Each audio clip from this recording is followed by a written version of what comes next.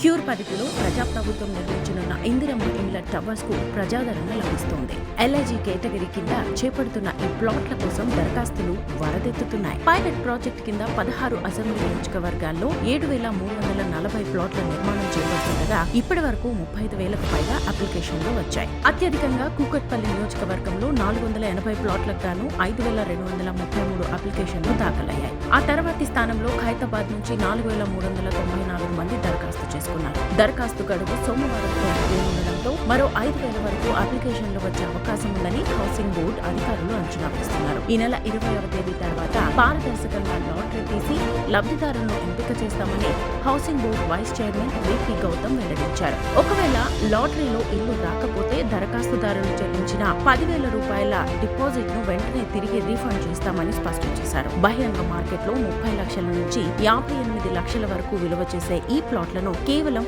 6 లక్షల నామమాత్రపు ధరకే ప్రభుత్వం అందిస్తోంది.